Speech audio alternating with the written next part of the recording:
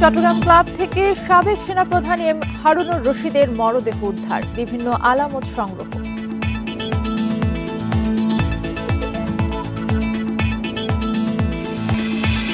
সাতক্ষীরার লক্ষ্মীদারি সীমান্তে বিএসএফ এর গুলিতে এক বাংলাদেশি আহত, মাছ ঘিরে কাজ করার সময় হন গুলিবিদ্ধ।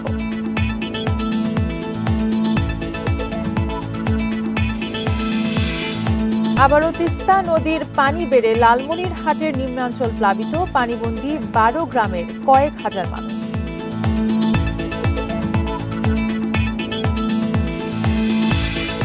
টানা বৃষ্টিতে রাঙামাটির কাপ্তাই হ্রদের পানি বিপদসীমার কাছাকাছি, বন্যার শঙ্কায় খোলা হতে পারে সব জলকপাট।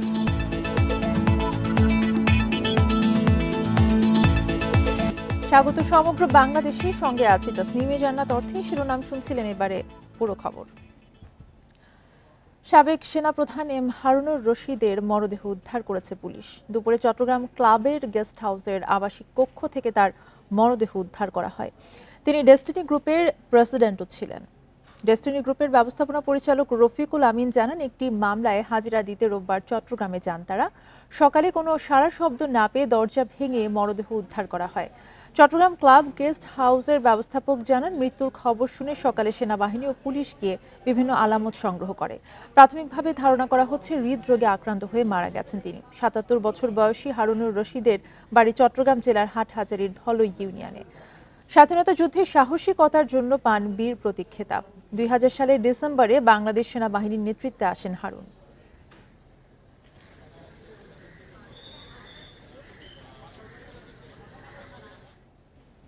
এ বিষয়ে আরো জানাতে চট্টগ্রাম থেকে আমাদের সাথে যুক্ত আছেন সহকর্মী আব্দুল্লাহ রাকিব। রাকিব, সাবেক সেনাপ্রধান এম হারুনুর রশিদের এই আকস্মিক মৃত্যুর সম্পর্কে আর কি তথ্য বিস্তারিত জানা গেছে, জানাবেন?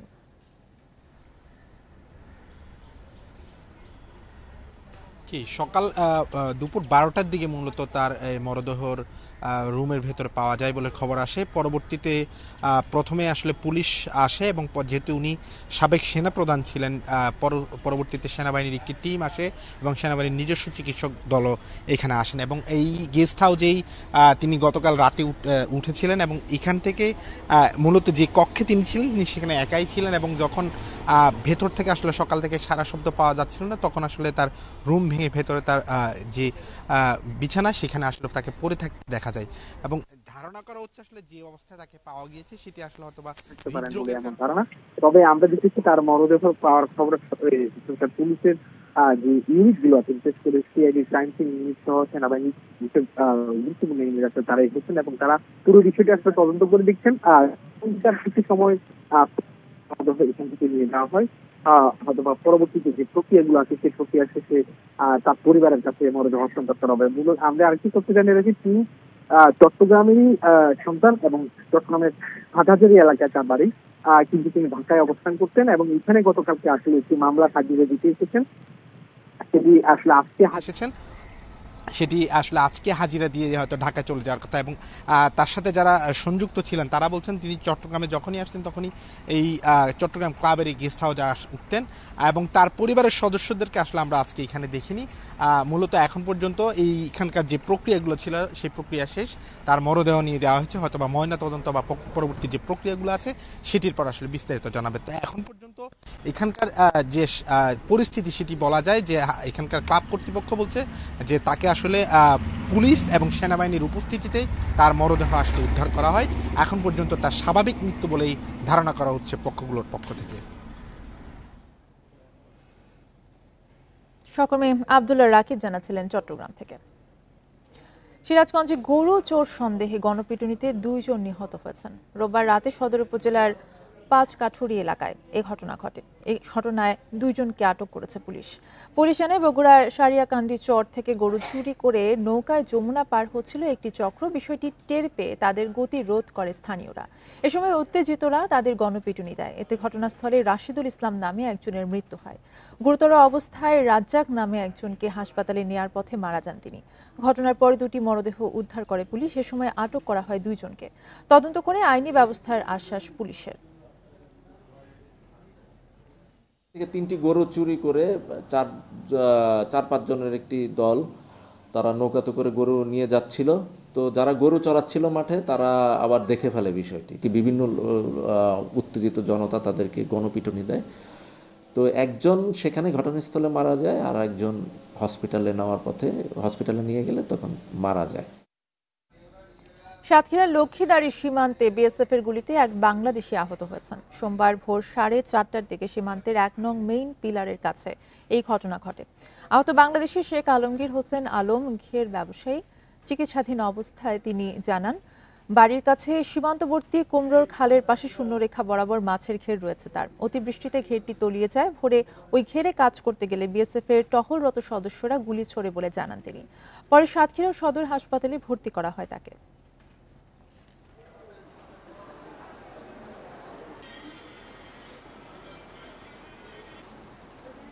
5 দিনের ব্যবধানে আবারও তিস্তা নদীর পানি বেড়ে প্লাবিত নদী তীরবর্তী নিম্নাঞ্চল। বৃষ্টি ও উজানের ঢলে লালমনিরহাটে দেখা দিয়েছে বন্যা পরিস্থিতি। পানিবন্দী হয়ে পড়েছেন 12 গ্রামের কয়েক হাজার মানুষ। তলিয়েছে বাড়িঘর, রাস্তাঘাট, ফসলি জমি। এতে ব্যাপক ক্ষতির আশঙ্কায় কৃষকেরা। রোববার থেকে তিস্তার ডালিয়া পয়েন্টে বাড়তে থাকে নদীর পানি। বন্যা পরিস্থিতি এড়াতে তিস্তা ব্যারেজের 44টি গেটই খুলে দেওয়া হয়। পরদিন পানি কিছুটা কমলেও এরই মধ্যে প্লাবিত হয়েছে লালমনিরহাটের নদী তীরের নিচু এলাকাগুলো। পানিবন্দী হয়ে পড়েছেন সদর, হাতিবান্ধা, আদিতমারি, মহিষখোঁচা উপজেলার বিভিন্ন ইউনিয়নের কয়েক হাজার মানুষ। আমন ধান সহ বিভিন্ন ফসল পানিতে তলিয়ে যাওয়ায় ক্ষতির শঙ্কায় কৃষক। পানিবন্দী হয়ে আছি, বাছুর, গরু ও ছাগল চড়াই এগুলো নিয়ে অনেক কষ্টে আছে। রান্না বান্নার সমস্যা হইতেছে, এখন অনেক সমস্যা, কি করব, এই জন্য রাস্তায় বসে রান্না করতেছে। এদিকে কালীগঞ্জ উপজেলার দক্ষিণ ভোটমারি এলাকায় দেখা দিয়েছে নদী ভাঙন। বালুর বস্তা ফেলে ভাঙন ঠেকানোর চেষ্টায় স্থানীয়রা। পিছনে যে ভাঙড়ি আছে সেটা প্রচণ্ডভাবে আজকে লাগছে। আজকে পানি বাড়ার কারণে প্রচণ্ডভাবে লাগছে। ওখানেও কিছু বস্তা ফেলেছি, কিন্তু বস্তার অভাবে আমরা কাজ করতে পারতেছি না। ভাঙনের যে পরবর্তী কোনো ব্যবস্থা, সঠিক কোনো ব্যবস্থা এখন পর্যন্ত চোখে পড়তেছে না। দ্রুত খাদ্য ও অর্থ সহায়তা পৌঁছানোর অপেক্ষায় প্লাবিত এলাকার বাসিন্দারা। 2টা আশ্রয়কেন্দ্র প্রস্তুত আছে, জনগণ যে কোনো সময় সেখানে যেতে পারবে। আমরা খোঁজ রাখছি যে তারা যখনই আশ্রয়কেন্দ্রে যেতে হবে আমরা তাদেরকে নিয়ে যেতে পারবো এবং তাদের ব্যবস্থা নিতে পারবো। এর আগে গত 30 জুলাই তিস্তার পানি বেড়ে প্লাবিত হয় 4 উপজেলার 17টি গ্রাম। Independent news. এ নিয়ে আরো জানাতে লালমনিরহাট থেকে আমাদের সাথে যুক্ত হয়েছেন সহকর্মী মাহফুজ রহমান। মাহফুজ, লালমনিরহাটের নদী তীরের নিচু এলাকাগুলো কিন্তু আবারও প্লাবিত হয়েছে এবং পানি বন্দী রয়েছে কিন্তু বিপুল পরিমাণের মানুষ। সেখানকার পরিস্থিতি নিয়ে জানাবেন, কিভাবে দিন যাপন করছেন তারা?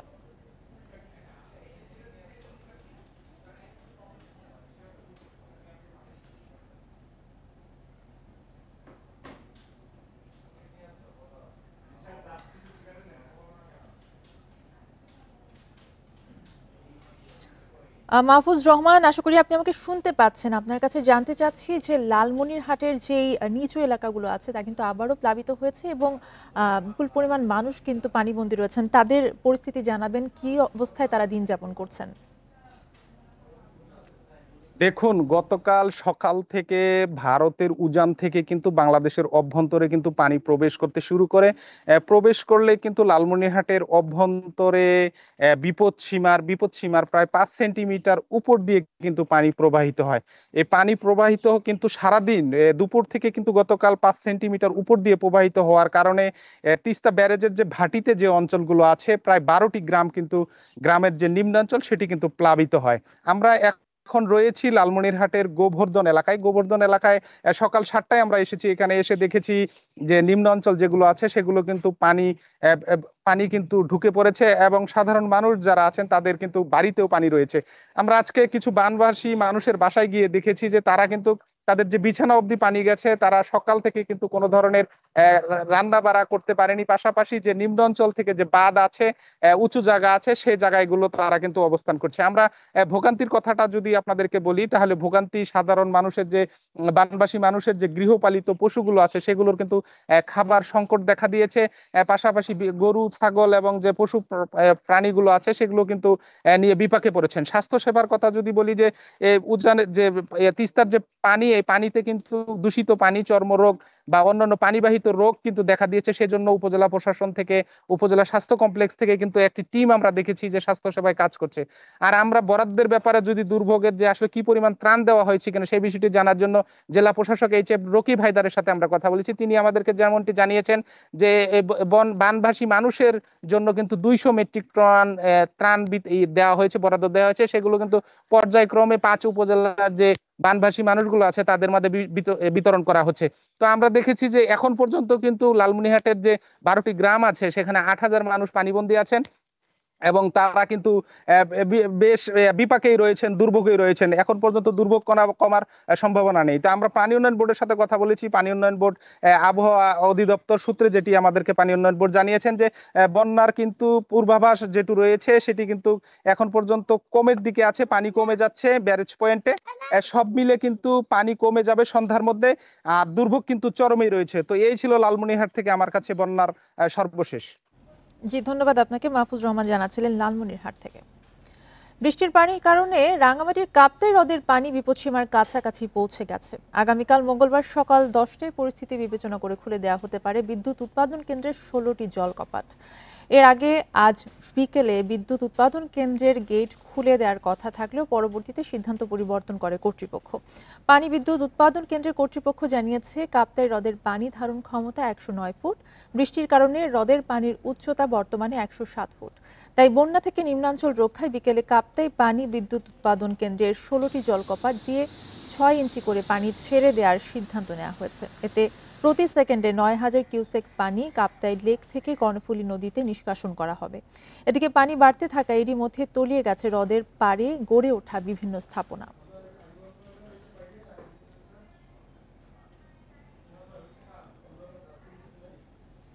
এ বিষয়ে আরো জানাতে রাঙ্গামাটি থেকে আমাদের সাথে যুক্ত আছেন সহকর্মী হিমেল চাকমা।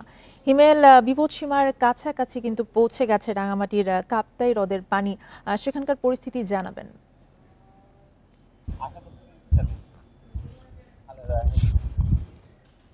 হ্যাঁ, বিপদসীমার কাছাকাছি বলতে হচ্ছে যে মূলত কাপ্তাই বাঁধের যে পানির যে ধারণ ক্ষমতা যদি আরো 2 ফুট পানি উপরে ওঠে তাহলে কিন্তু অর্থাৎ কাপ্তাই বাঁধের পানি কিন্তু উপচে পড়ে যাবে, যার কারণে কাপ্তাই জলবিদ্যুৎ কেন্দ্র কর্তৃপক্ষ সিদ্ধান্ত নিয়েছে যে তারা 16টি যে স্পিলওয়ের যে গেট সেই গেট দিয়ে তারা পানি সারবে। তার পানি সারার কারণটা হলো মূলত কাপ্তাই বাঁধের পানির বৃদ্ধির কারণে আমরা দেখেছি যে রাঙ্গামাটির সবচেয়ে বেশি ক্ষতিগ্রস্ত হচ্ছে বাঘাইছড়ি উপজেলা, বাঘাইছড়ি এবং লংগদু উপজেলাতে। লংগদু উপজেলা ইতিমধ্যে যে গুলশাখালী, বোকাসতর যে সমস্ত এলাকায় আভ্যন্তরীণ যে সড়কগুলো রয়েছে সেগুলো কিন্তু ইতিমধ্যে পানিতে নিমজ্জিত হয়েছে। পাশাপাশি বরকল এবং বাঘাইছড়ি যে সমস্ত এলাকায় তীরবর্তী যে স্থাপনা গড়া হয়েছে সেগুলো কিন্তু ইতিমধ্যে তলিয়ে গেছে। তো আমি অলরেডি রাঙ্গামাটি শহরে কিন্তু অনেক কিছু এলাকায়, আমি যদি বলি আমার পেছনে যে ব্রাহ্মণটিলা যে এলাকাতে, এখানে কিন্তু অনেকগুলো বাড়িঘর কিন্তু ডুবে গেছে, পাশাপাশি রোদ সেটাও ডুবে গেছে।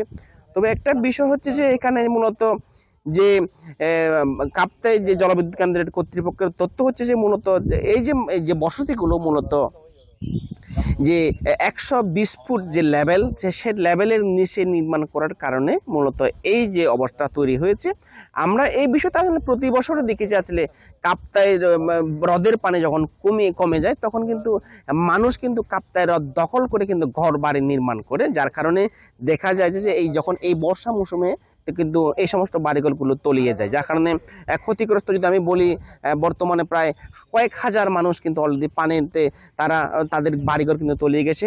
তো ত্রাণের কথা যদি বলি আসলে এই বিষয়টা কিন্তু প্রশাসন যদিও বা বলে যে দুর্ভোগ যেহেতু বাড়ছে, আসলে এদের জন্য কিন্তু আসলে স্পেসিফিক কোনো বরাদ্দ কিন্তু আমরা এখনো পর্যন্ত নেওয়া হয়নি। শুধুমাত্র মানবিক যে বিবেচনায় ক্ষেত্রে এই হয়তো ত্রাণের বিতরণের উদ্যোগ নেওয়া হয় প্রতি বছর। তবে জলবিদ্যুৎ কেন্দ্র কর্তৃপক্ষের সাথে আমরা যেটা দেখি যে বিগত কয়েক বছর ধরে তারা আসলে মানুষের দুর্ভোগে তারা আসলে চিন্তা করে, তারা আসলে পানির লেভেলটা চিন্তা করে, তাদের বিদ্যুতের উৎপাদন বিষয়টা চিন্তা করে, এই পানি কি পরিমাণ কতদূর পর্যন্ত রাখা যাবে, কত মাস পর্যন্ত রাখা যাবে সেটা তারা চিন্তা করেন। তো সবকিছু মিলে আসলে রাঙ্গামাটির যে এই সময়ে যে মানুষের দুর্ভোগটা বাড়ছে, তো সিদ্ধান্ত হয়েছে যে জলবিদ্যুৎ কেন্দ্র কর্তৃপক্ষ সিদ্ধান্ত নিয়ে এসে আগামীকালকে তারা 10টায় তারা পানি ছাড়বে 16টি গেট দিয়ে। তবে এটাও একটা বিশেষ, আগামীকালকে সিদ্ধান্ত কিন্তু পরিবর্তন হতে পারে, কারণ তারা কিন্তু মানুষের দুর্ভোগটা ইম্পর্টেন্ট না, তারা চিন্তা হচ্ছে যে পানির লেভেলটা বিবেচনায় আসলে সিদ্ধান্তটি নেওয়া হবে। অনেক ধন্যবাদ আপনাকে। হিমেল চাকমা জানাচ্ছিলেন রাঙামাটি থেকে। আগামী সেপ্টেম্বরের মধ্যে দেশের 165টি উপজেলায় স্কুল ফিডিং কার্যক্রম শুরু করা হবে বলে জানিয়েছেন প্রাথমিক ও গণশিক্ষা উপদেষ্টা ডাক্তার বিধান রঞ্জন রায় পোদ্দার। দুপুরে রংপুর নগরীর শিল্পকলা একাডেমি অডিটোরিয়ামে এক মতবিনিময় শেষে সাংবাদিকদের তিনি এসব কথা বলেন। এ সময় শিক্ষা উপদেষ্টা বলেন, চরাঞ্চল ও দুর্গম এলাকার শিক্ষার্থীদের শিক্ষার সুযোগ সৃষ্টি এবং বিশেষ সুবিধা বাড়াতে কাজ করছে সরকার। এছাড়া দেশে প্রায় 32,000 সহকারী শিক্ষকের পদোন্নতির বিষয়ে ঝুলে থাকা একটি মামলার নিষ্পত্তি হতে যাচ্ছে বলেও জানান তিনি। মতবিনিময় সভায় জেলা প্রশাসক সহ প্রাথমিক শিক্ষা অধিদপ্তরের ঊর্ধ্বতন কর্মকর্তারা উপস্থিত ছিলেন।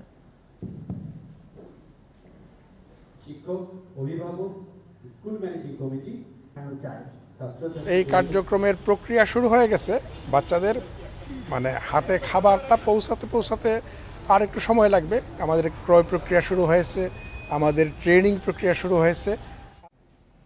হবিগঞ্জের বানিয়াচংয়ে হাতকড়া সহ পালিয়েছে হত্যা মামলার আসামি আওয়ামী লীগ নেতা আব্দুল মজিদ। দুপুর 12টার দিকে এই ঘটনা ঘটে। এর আগে 6 নং কাগাপাশা ইউনিয়নের বাতাকান্দি গ্রামে নিজ বাড়ি থেকে তাকে গ্রেপ্তার করা হয়। গ্রেপ্তারের পর নৌকায় করে বানিয়াচং থানার উদ্দেশ্যে নিয়ে যাওয়া হচ্ছিল, কিন্তু পথিমধ্যে নিজ বাড়ির সামনে পৌঁছালে সে নৌকা থেকে হাওরের পানিতে লাফ দিয়ে পালিয়ে যায়। তাকে ধরতে অভিযান চালাচ্ছে পুলিশ।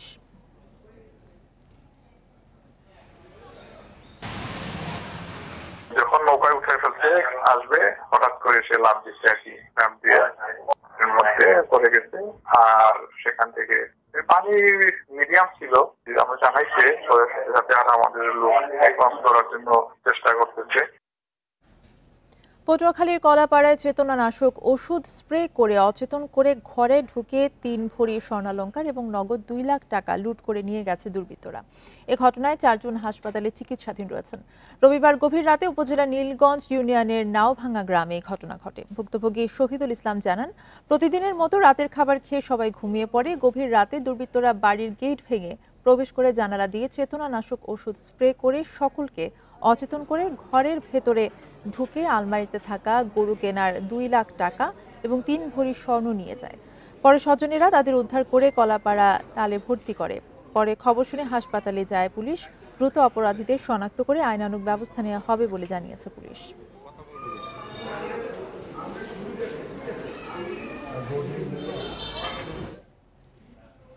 আশুলিয়ায় লরি চাপায় মা ছেলে সহ অটোরিকশার 3 যাত্রী নিহত হয়েছেন। আহত হয়েছেন আরও একজন। রাতে আশুলিয়ার নবীনগর চন্দ্রা মহাসড়কের বাইপাইলে এই দুর্ঘটনা ঘটে। হাইওয়ে পুলিশ জানায়, বাইপাইল থেকে অটোরিকশাটি যাত্রী নিয়ে মহাসড়কের উল্টো পথ দিয়ে বলিভদ্র যাচ্ছিল। এ সময় দ্রুতগামী একটি লরি অটোরিকশাটিকে চাপা দেয়। এতে ঘটনাস্থলে অটোরিকশার এক যাত্রী নিহত হন। আহত অবস্থায় 3 জনকে উদ্ধার করে গণস্বাস্থ্য হাসপাতালে নেওয়া হলে নূরজাহান বেগম ও তার 5 বছরের ছেলে মোহাম্মদ আবদুল্লাহর মৃত্যু হয়। দুর্ঘটনার পরেই লরিটি আটক করা হলেও চালক পলাতক।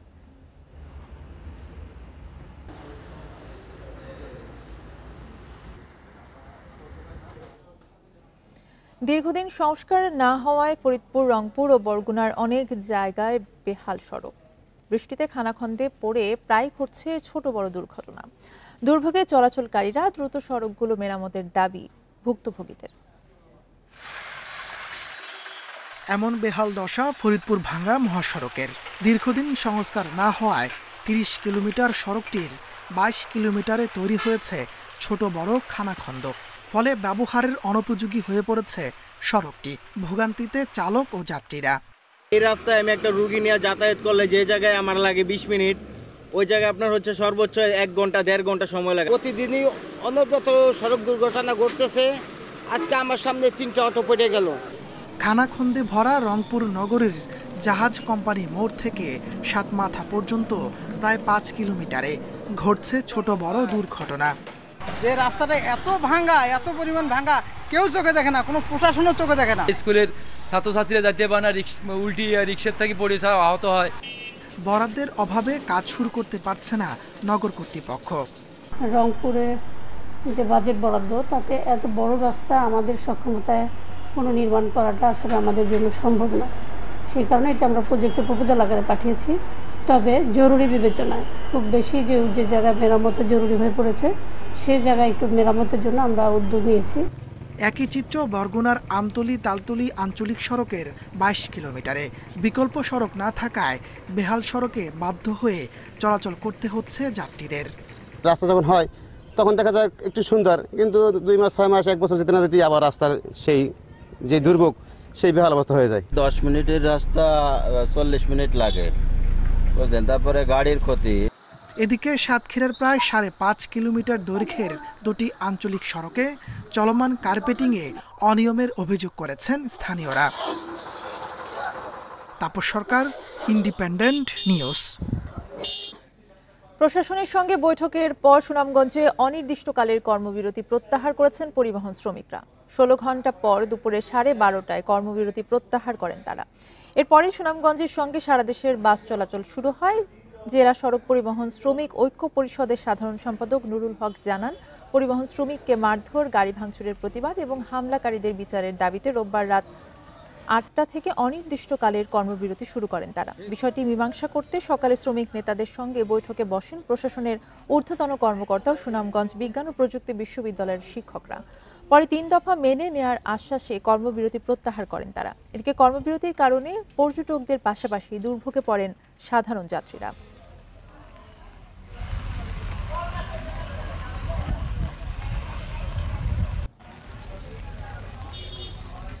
সুনামগঞ্জের সুরমা নদী থেকে 2,30,00,000 টাকা মূল্যে ভারতীয় শাড়ি কাপড় জব্দ করেছে বিজিবি। সোমবার ভোরে সুরমা নদীর সাহেব বাড়িঘাট এলাকা থেকে ইঞ্জিন চালিত নৌকা সহ এসব ভারতীয় অবৈধ পণ্য জব্দ করা হয়। দুপুরে এক সংবাদ সম্মেলন করে এই তথ্য নিশ্চিত করেন বিজিবি অধিনায়ক লেফটেন্যান্ট কর্নেল জাকারিয়া কাদির। বলেন, টাস্ক ফোর্সের অভিযানে সীমান্ত দিয়ে অবৈধভাবে পণ্য আনার সময় এই বিপুল পরিমাণ পণ্য জব্দ করা হয়। জব্দকৃত পণ্যের মধ্যে শাড়ি, পাঞ্জাবি, শার্ট, প্যান্ট ও কাপড় রয়েছে। চোরাচালানি তৎপরতা রুখতে বিজিবির আভিযানিক কার্যক্রম এবং গোয়েন্দা নজরদারি অব্যাহত রয়েছে বলেও জানান তিনি।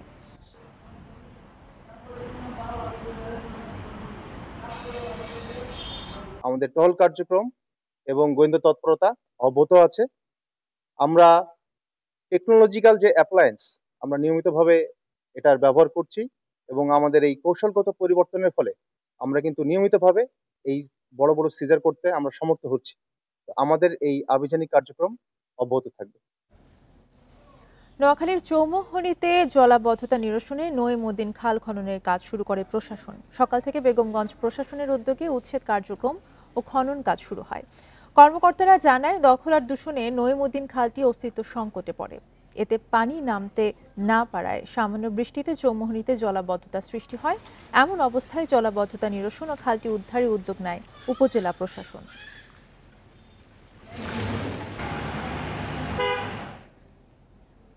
ঝুঁকি নিয়েই নাটোরের হালতি এবং চলন বিলে চলছে নৌকা ভ্রমণ। কোনো ধরনের নিরাপত্তা সুরক্ষা ছাড়াই বিলে ভ্রমণ করছেন হাজারো দর্শনার্থী। তাদের অভিযোগ, প্রায় প্রতি বছরই নৌকাডুবির ঘটনা ঘটলেও দেয়া হচ্ছে না কোনো লাইফ জ্যাকেট। এদিকে বিলে ভ্রমণকারীদের নিরাপত্তায় পর্যাপ্ত নজরদারির নির্দেশ জেলা প্রশাসনের। নাটোরের বিস্তীর্ণ এলাকা জুড়ে হালতি ও চলন বিল। বর্ষা মৌসুমে পানিতে কানায় কানায় পূর্ণ হয়ে ওঠে বিল দুটি। আর সেই সৌন্দর্য দেখতে বিভিন্ন এলাকা থেকে আসেন নানা বয়সী মানুষ। সকাল থেকে সন্ধ্যা পর্যন্ত বিলের পানিতে চলে কয়েকশো নৌকা, কিন্তু কোনো ধরনের নিরাপত্তা সুরক্ষা না থাকায় যে কোনো সময় ঘটতে পারে দুর্ঘটনা। নৌকায় ধারণ ক্ষমতার অতিরিক্ত বহনেরও রয়েছে অভিযোগ। আমি নিজেও সাঁতার জানি না, আমার বাচ্চারাও সাঁতার জানে না। যদি এখানে আসলে লাইফ জ্যাকেট বা এখানে প্রোটেকশনের ব্যবস্থা থাকতো তাহলে আমি নির্ভয়ে বেড়াতে পারতাম, আরও বিষয়টা উপভোগ করতে পারতাম। লাইফ জ্যাকেট ছাড়া আসলে ট্যুর দেওয়া খুব কষ্টকর হয়ে যাচ্ছে। নিরাপদ থাকলে আমরা ঘুরে স্বাচ্ছন্দ্য বোধ করতাম।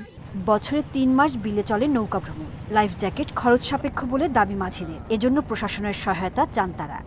মাল্লা মাঝি আছে, তারপরে প্যাসেঞ্জার আছে, মিলে লাইফ জ্যাকেটের খুব দরকার। কিন্তু আমাদের যা ইনকাম, এই ইনকামে আমাদের লাইফ জ্যাকেট কেনার মতো সামর্থ্য নাই। তাই সরকার থেকে যদি এই লাইফ জ্যাকেটটা ব্যবস্থা করতো, আমাদের এই এলাকায় মোটামুটি 100টার মতো নৌকা আছে। এদিকে বিলে দর্শনার্থীদের ভ্রমণের নিরাপত্তা ঝুঁকি এড়াতে সব ধরনের ব্যবস্থার নির্দেশ দিয়েছে জেলা প্রশাসন। পর্যটকদের নিরাপত্তার জন্য লাইফ জ্যাকেট বা যে ধরনের সরঞ্জামগুলোর প্রয়োজন আছে সেগুলোর ব্যবস্থা করার জন্য আমরা প্রয়োজনীয় দিক নির্দেশনা স্থানীয় প্রশাসনকে দিয়েছি। গত বছর হালতি বিল ও চলন বিলে দুর্ঘটনার কবলে পড়ে অন্তত ৩০টি নৌকা, প্রাণ হারান ২ জন। Independent news. নদী, পাহাড় ও বন নিয়ে পার্বত্য চট্টগ্রামের বনাঞ্চল, অথচ এই বনের নেই বন্য প্রাণী বসবাস উপযোগী গাছ এবং পরিবেশ। গভীর বনেও আদি প্রজাতির বৃক্ষের দেখা মেলে না। ফলের গাছ না থাকায় বনভূমি ছেড়ে চলে যাচ্ছে স্তন্যপায়ী এবং সরীসৃপ প্রাণী। অল্প কিছু পাখি এবং উভচর প্রাণী বেঁচে আছে পার্বত্য বনে। রাঙামাটির পাবলাখালী বন্যপ্রাণী অভয়ারণ্য প্রাচীন এক বন, সাথে আছে কাঁচালং কাপ্তাই সংরক্ষিত বনভূমি। কালের বিবর্তনে এই বনাঞ্চলের পুরনো সব গাছ হারিয়েছে, বেড়েছে বসতি, উজাড় হয়েছে সিভিট, গর্জন, চাপালিশ, তেলসুর, শিলকড়ই, বৈলাম প্রজাতির আদি বৃক্ষ। গবেষকেরা বলছেন, ব্রিটিশ শাসন থেকে বাংলাদেশ স্বাধীন হওয়ার পর পর্যন্ত পাহাড়ি বনে গাছ কাটা হয়েছে সরকারি নির্দেশে। বনে এখন যেসব গাছ আছে তার সর্বোচ্চ বয়স ৩০ থেকে ৪০ বছরের মধ্যে। বনে যতগুলো গাছ আমাদের চোখে পড়েছে নিচে থেকে উপর পর্যন্ত, আমার মনে হয়নি কোনো গাছের বয়স ৩০ বছরের বেশি হবে। ব্রিটিশ যে পদ্ধতি শুরু করেছিল শালবন এবং চিটাগাং হিল ট্যাক্সেস, সেটা ছিল সবচেয়ে ডেট্রিমেন্টাল। এবং এখন বলে না বন বিভাগ, তাদের একটা প্রসেস ছিল clear felling process. Clear felling কথার মানে হলো মাটি ছাড়া সব সাফ করে সরিয়ে ফেলা। ব্রিটিশ এই সিস্টেমটা শুরু করে এবং বাংলাদেশ আমলের প্রথম দিকেও এই সিস্টেম ছিল। রাঙামাটি, খাগড়াছড়ি সহ বান্দরবনের সাঙ্গু অভয়ারণ্যে কালীভদ্রে দেখা মেলে লামচিতা, মেঘলা চিতা, ঢোলকুকুর, চশমা পরা হনুমান, ধনেশ পাখি। কক্সবাজারের ফাঁসিয়াখালী, টেকনাফ বন্যপ্রাণী অভয়ারণ্য ও চট্টগ্রামের চুনতি, হাজারিখিল, দুধপুকুরিয়া, ধোপাছড়ি বনের চিত্র একই। এখানে অল্প সংখ্যক বনহাতি, পাখি, হরিণ, বানর আছে। তবে বনে ফলের খাবার, পানি ও আবাসন সংকটে এদের অস্তিত্ব এখন চরম হুমকিতে। ফলের জন্য যারা নির্ভরশীল তার মধ্যে হলো বানর, হনুমান মানে স্তন্যপায়ী প্রাণীর মধ্যে, আর হলো উল্লুক। উল্লুক সারা পার্বত্য চট্টগ্রামে ৩-৪টা স্পটের বেশি কোথাও নাই। যখন বন ধ্বংস হয়েছে এবং যখন কাপ্তাই হ্রদ হয়েছে, এই দ্বিমুখী আক্রমণের ফলে পার্বত্য চট্টগ্রামের ভার্চুয়ালি যে সব বন্যপ্রাণী থাকার কথা ছিল সেগুলো নাই, এবং পাবলিক যেগুলোকে চেনে তার একটিও নাই। গবেষকেরা বলছেন, সংরক্ষিত বনে অবাধ পর্যটনের ওপর নিষেধাজ্ঞা জরুরি।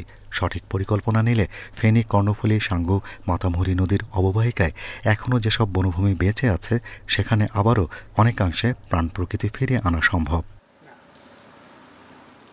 Shahriar Anirban, independent news, Dhaka. ঝিনাইদহে 7 দিন ব্যাপী বৃক্ষরোপণ অভিযান ও বৃক্ষ মেলার উদ্বোধন করা হয়েছে। এই উপলক্ষে সকালে শহরের পায়রা চত্বর থেকে একটি র্যালি বের করা হয়। র্যালিটি শহরের বিভিন্ন সড়ক ঘুরে পুরাতন ডিসি কোর্ট চত্বরে গিয়ে শেষ হয়। পরে সেখানে ফিতা কেটে মেলার উদ্বোধন করেন জেলা প্রশাসক মোহাম্মদ আব্দুল আওয়াল। সামাজিক বনায়ন জোন এবং জেলা প্রশাসনের আয়োজনে শুরু হয় এই মেলা চলবে আগামী 10 আগস্ট পর্যন্ত।